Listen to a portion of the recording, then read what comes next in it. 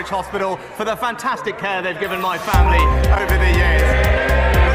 But the truth is, Mr. Speaker, I'm proud to come from an NHS family, and that's why I'm passionately committed to protecting it with more funding, more doctors and nurses, and a clear plan to cut the waiting list. Thank you, Mr. Speaker. You are 24 times more likely to become a doctor if a parent is a doctor, 17 times more likely to become a lawyer if a parent is a lawyer, and there is a lower proportion of disadvantaged young people being admitted to degree-level apprenticeships by employers than to degrees by universities. So I warmly welcome what my right honourable friend set out last week about education and family, but does he agree with me we also need our universities, employers and professions playing their part to improve social mobility? Mr. Speaker, everyone should have the opportunity to succeed, and my honourable friend is absolutely right that we all have a part to play.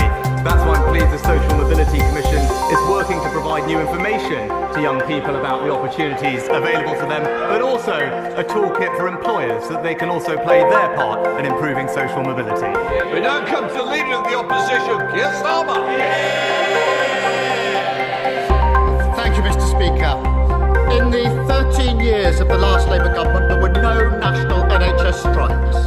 If the Prime Minister had negotiated with the nurses before Christmas, they wouldn't be on strike. If he'd negotiated with the ambulance workers, they wouldn't be on strike either. So why is he choosing to prolong the misery rather than end these strikes? Prime Minister. Mr. Speaker, we've always been clear that we want to have constructive dialogue with the unions. That is also why, when it comes to the issue of pay, we have accepted in full the independent recommendations of the pay review bodies. But now the honourable gentleman simply doesn't have a policy when it comes to this question. If he talks about wanting to end the strikes. The question for him is simple then. Why does he not support our minimum safety legislation? We all know why. We all know why, Mr. Speaker. It's because he's on the side of his union paymasters, not patients. Mr. Speaker, when I clap nurses, I meant it. His response to the greatest crisis in the history of the NHS is to threaten to sack our nurses.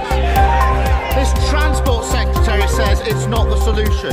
His Education Secretary hopes it won't apply in schools. His own assessments say it could increase the number of strikes. The simple truth is you can't legislate your way out of 13 years of failure. Between 2010 and 2019, before anyone had heard of COVID, Prime Minister, the number of people stuck on the NHS waiting list doubled. Why do patients always wait longer under the Tories? Whoa. This is the new year. I want to start off with the refreshed chamber, but certainly not by interruption. Prime Minister. Mr. Speaker, he talks about the minimum safety legislation. Let's just talk about it a little bit further, because this is a simple proposition that no one denies the union's freedom to strike.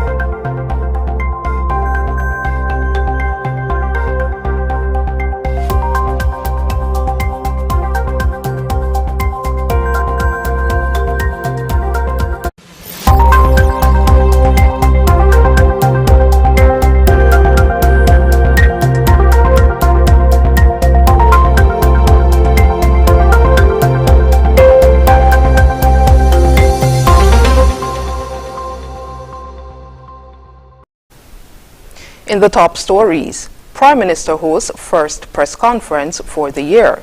Antigua and Barbuda head to the polls. And Ukraine helicopter crash kills Interior Minister. Hello and welcome to the ZIZ Midday Newscast. Today is Wednesday, January 18th, 2023. I'm your presenter, Shanique Harvey. Nationally, advancement in the health sector and upcoming plans for the year were among the topics addressed when Prime Minister the Honorable Dr. Terence Drew hosted his first press conference for 2023 on Wednesday.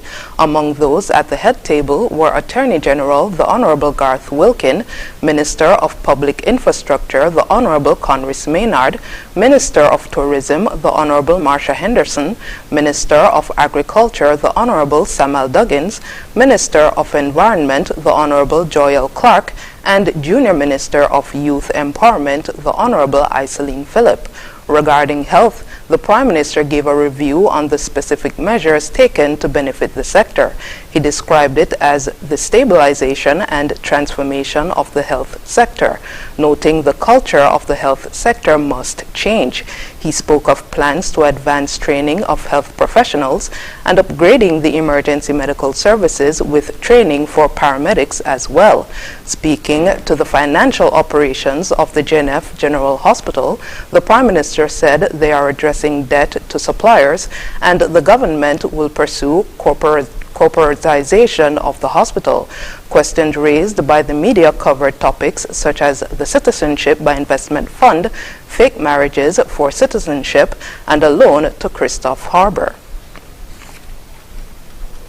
The St. Kitts Farmers Cooperative Society Limited recognized 4 long-standing farmers for their overall contribution to the development of the agricultural sector during a special awards luncheon at Jamrock Restaurant in Frigate Bay on Sunday, 15th January 2023. Luther Clark, Arabella Nisbet, Paulette Peets, and Ernest Wigley were all honored during the awards ceremony, which forms part of the St. Kitts Farmers Cooperative Society's 20th anniversary celebrations this week. The group was officially established on Friday, 24th January 2003.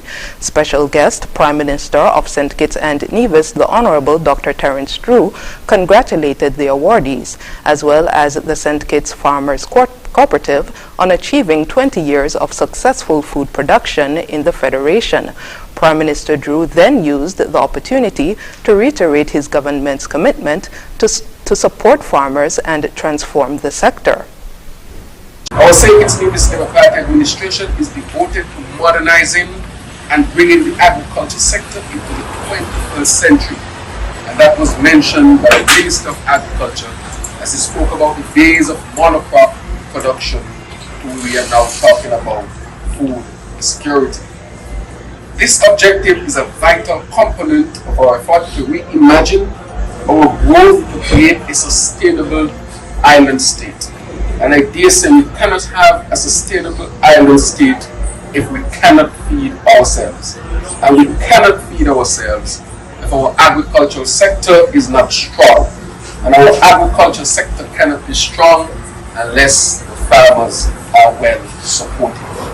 Therefore, we intend to reposition the agricultural sector so that it can contribute more to economic growth, jobs, food and nutrition security, and the overall sustainability of our country.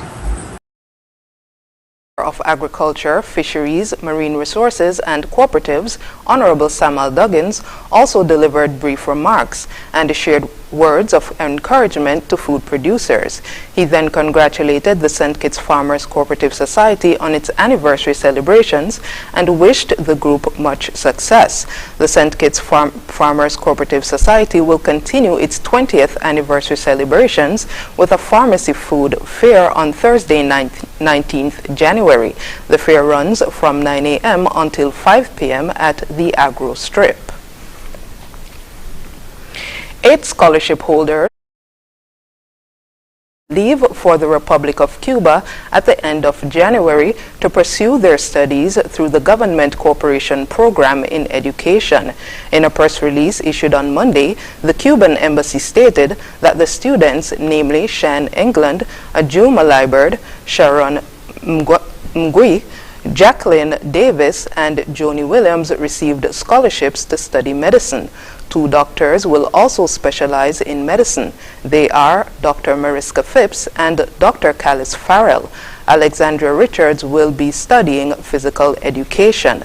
During a meeting at the embassy recently, the students were required to read and sign the Code of Ethics that commits them to comply with the basic principles of behavior in their student and professional activity.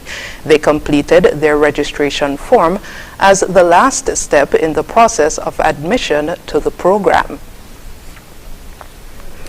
We move now to news.